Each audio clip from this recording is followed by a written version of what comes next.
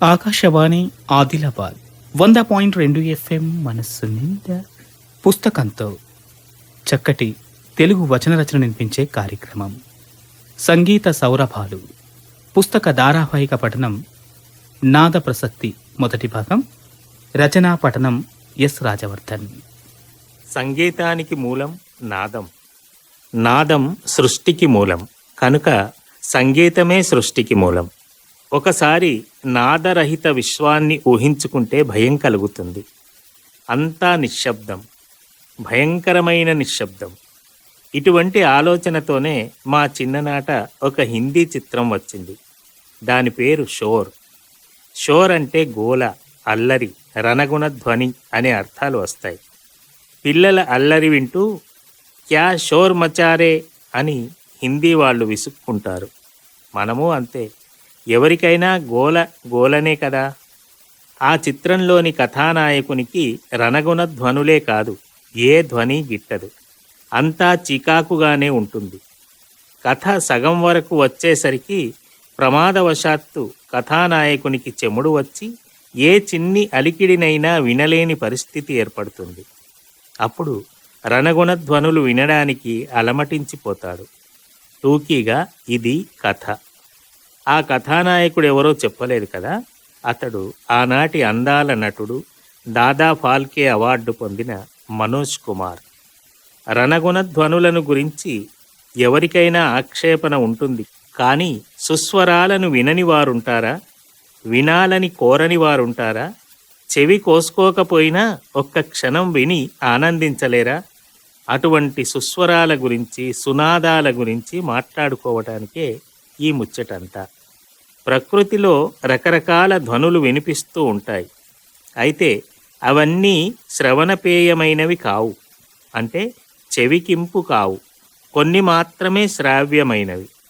సంగీత శాస్త్రవేత్తలు అటువంటి ధ్వని శకలాలను ఏరి వాటిని సంగీతానికి పనికి వచ్చేవని ఊహించినారు. అటువంటి ధ్వనులనే శృతులన్నారు.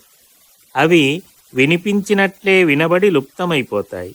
అటువంటి శృతులు 1కి 2, 2కు 3, 3కి 4 కలిసి స్థిరపడితే మన చెవులకవి స్పష్టంగా వినబడతాయి. అటువంటి శృతి సముదాయాన్నే స్వరం అన్నారు. ఈ స్వరాలు 7 కనుక సప్తస్వరాలైనాయి. ఇవి శుద్ధ స్వరాలు లేదా ప్రకృతి స్వరాలు. ఇందులో షడ్జమం అంటే సా, పంచమం అంటే పా. ఈ 2 స్వరాలు అచల స్వరాలు, అంటే అవి స్థిరంగా ఉంటాయి, మారవు. మిగతా 5 స్వరాలు అంటే రీ, గ, మా, ద, ని మార్పు చెందుతాయి. ప్రకృతి స్వరాలు కాస్త వికృతి స్వరాలు అవుతాయన్నమాట. కొన్ని స్వరాలు తగ్గి కోమలమవుతాయి, కొన్ని స్వరాలు హెచ్చి తీవ్రమవుతాయి. మధ్యమ స్వరం మాత్రం తీవ్రమే అవుతుంది, కానీ కోమలం కాదు.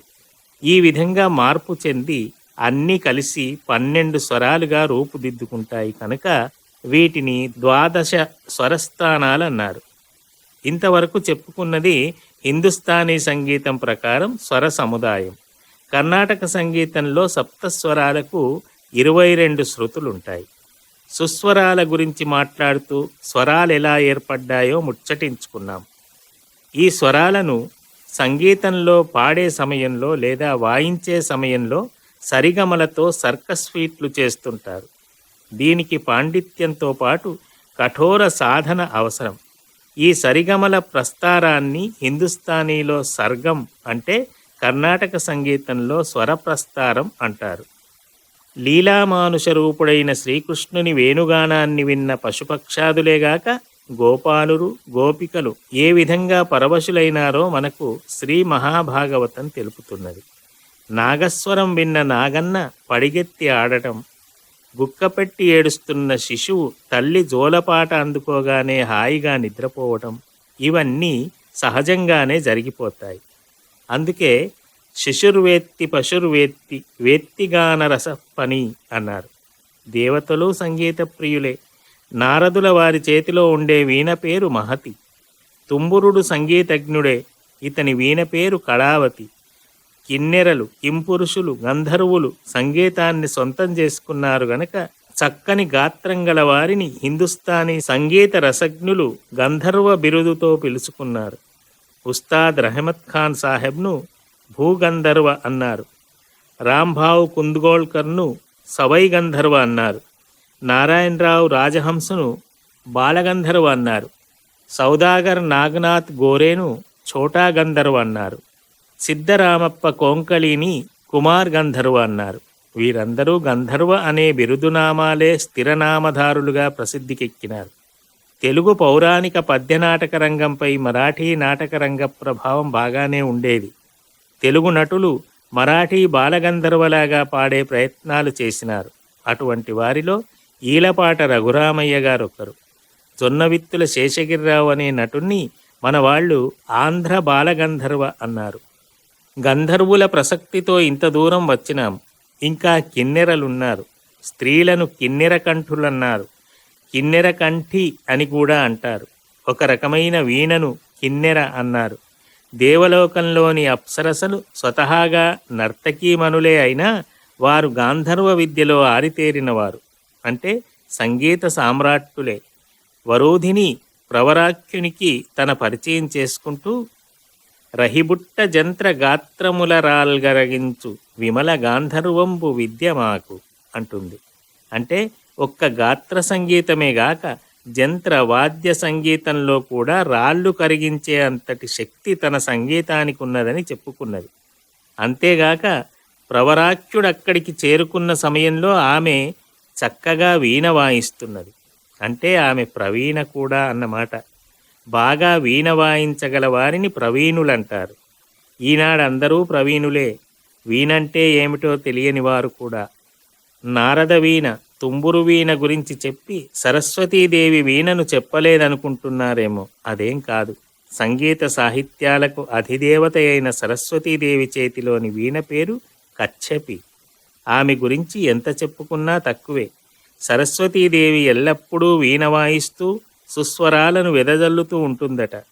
ఆ బ్యాక్గ్రౌండ్ మ్యూజిక్ వింటూ బ్రహ్మదేవుల వారు హాయిగా బొమ్మలు చేసుకుంటూ ఉంటారు. పోతనామాత్యుడు సరస్వతీదేవిని స్తుతిస్తూ తోయజాత భవచిత్త వశీకరణైకవాణికిన్ వాణికి అక్షధామశుక వారిజ పుస్తక రమ్యపాణికిన్ అన్నాడు.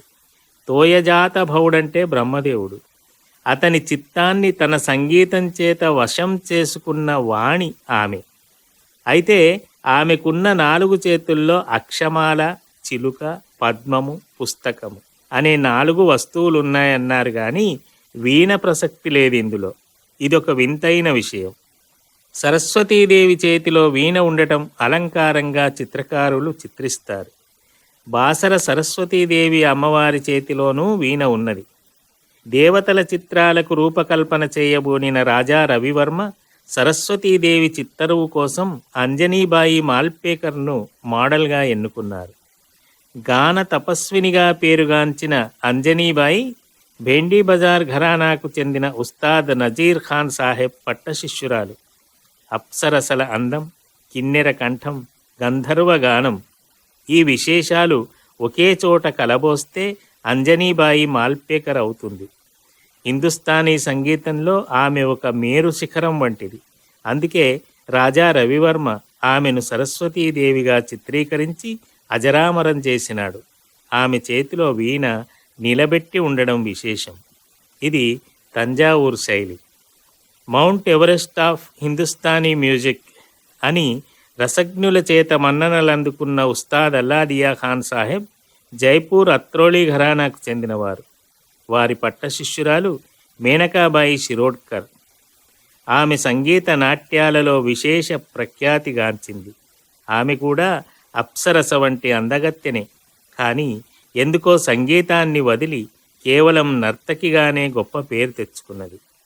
ఈనాటి ప్రఖ్యాత ఠుమ్రీ గాయిక పద్మభూషణ్ శోభా గుర్టు మేనకాబాయి శిరోడ్కర్ కూతురే. అయితే ఈమెకు తల్లి నుండి వారసత్వంగా ఒక్క గాత్రమే వచ్చింది. మరో గాత్రం రాలేదు. గాత్రమంటే కంఠమని, గాత్రమంటే శరీరమని 2 అర్థాలున్నాయి. ఉత్తర భారతదేశంలో ప్రచారంలో ఉన్న సంగీతాన్ని హిందుస్థానీ సంగీతమని, దక్షిణ భారతదేశంలోని సంగీతాన్ని కర్ణాటక సంగీతమని అంటారు. ఏదైనా శ్రవణపేయమైనది, శ్రావ్యమైనది సంగీతం. వేదాలకున్న ఉపవేదాలలో గాంధర్వ వేదం ఒకటి. సామవేదంలో సంగీతం ఉన్నది. సామవేద పఠనాన్ని సామగానమన్నారు. కర్ణాటక, హిందుస్థానీ సంగీత పద్ధతుల్లో ఉస్తాదుల ప్రభావంతో వికాసం పొందింది హిందుస్థానీ సంగీతం.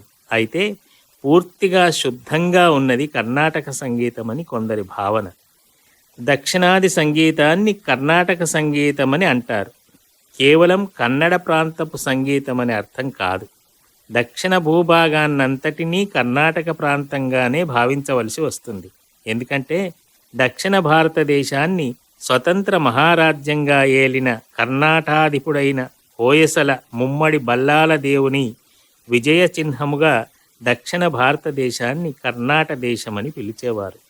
శ్రీనాథ కవి సార్వభౌముడు ఎవ్వరేమైనా నండుగాకేమి కొదవ, నా కవిత్వంబు నిజము కర్ణాట భాష అన్నాడు. అంతేగాక కర్ణాట క్షితిపాల మౌక్తిక సభాగారాంతరా కల్పిత స్వర్ణస్నాన జగత్ప్రసిద్ధమైన కవి శ్రీనాథుడు. పాండిత్య వాగ్వివాదములలో గెలిచి గౌడ డిండిమబట్టు కంచు ఢక్కను ముక్కలు చేసి ప్రౌఢదేవరాయల చేత బంగారు పల్లెరములో పచ్చని దీనార టంకాలతో తీర్థమాడించుకున్నాడు. ఆ సభలో శ్రీనాథుడెత్తుకున్న శార్దూలంలో ప్రౌఢదేవరాయలను కర్ణాటాధీశ్వరుడనే సంబోధించినాడు. జోటీ భారతి ఆర్భటిన్ మెరయుమీ చోద్యంబుగా నేను కర్ణాటాధీశ్వరు దేవరాయ నృపతిన్ నాసీర ధాటీ చమూకోటి ఘోటక దట్టికాకుర పుటీ కుట్టాక సంఘట్టన స్ఫోటీ భూతధరార జచ్చులు కితాంభోటిన్ ప్రశంసించదన్ అన్నాడు. శ్రీనాథుడు తన కావ్య రచనను గురించి చెప్పుకున్న చిన్నారి పొన్నారి చిరుత కూకటినాడు అనే సీసపద్యం చివరలో కర్ణాటక అనే పదాన్నే వాడినాడు. ప్రాయమింతకు మిగులగై వ్రాలకుండ కాశికాఖండమను మహాగ్రంథమేను తెనుగు చేసెద కర్ణాట దేశ కటక పద్మవనహేలి శ్రీనాథ భట్ట సుకవి అన్నాడు. చివరికి శ్రీనాథుడు సర్వస్వాన్ని కోల్పోయి దరిద్రుడై పల్నాటి సీమలో తిరుగుతూ చెప్పిన చాటు పద్యాల్లో కూడా తల్లి కన్నడ రాజ్యలక్ష్మి దయలేదా నేను శ్రీనాథుడన్ అని వాపోయినాడు. కన్నడ రాజ్యలక్ష్మి అనే అన్నాడు కానీ తెలుగు రాజ్యలక్ష్మి అనలేదు కదా. అంతేగాక మహాకవి బమ్మెర పోతనామాత్యుడు కూడా సరస్వతీదేవిని ఓదారుస్తూ నిను ఆకటికిన్ గొంపోయి అల్ల కర్ణాట కిరాట కీచకులకమ్మ త్రిశుద్ధిగా నమ్ము భారతి అన్నాడు. అంటే ఆనాడి దక్షిణ ప్రాంతాన్నంతా కలగలిపి కర్ణాటక ప్రాంతం అనేవారని తెలుస్తున్నది. ఈ ద్రవిడ దేశమంతా విస్తరించిన సంగీతమే కర్ణాటక సంగీతం. ఇదే శుద్ధమైన సంగీతమని వాసికెక్కింది. అయితే ఈనాటి కర్ణాటక రాష్ట్రంలో కర్ణాటక సంగీతం కంటే హిందుస్థానీ సంగీతమే అధికంగా ప్రాచుర్యంలో ఉన్నది. పండిత్ భీమ్సేన్ జోషి, గంగూబాయి హంగల్, పండిత్ బసవరాజ్ రాజ్గురు వంటి ప్రఖ్యాత హిందుస్థానీ గాయికా గాయకులు కర్ణాటకకు చెందినవారే. అటువంటి కర్ణాటక సంగీతాన్ని ఎందరో పరిపుష్టం చేసినారు. ఇప్పటిదాకా సంగీత సౌరభాలు పుస్తక ధారావాహిక పఠనం నాద ప్రసక్తి మొదటి భాగం విన్నారు. రచనా పఠనం ఎస్ రాజవర్ధన్. ఆకాశవాణి ఆదిలాబాద్ 100.2 FM మనస్సు నిండా.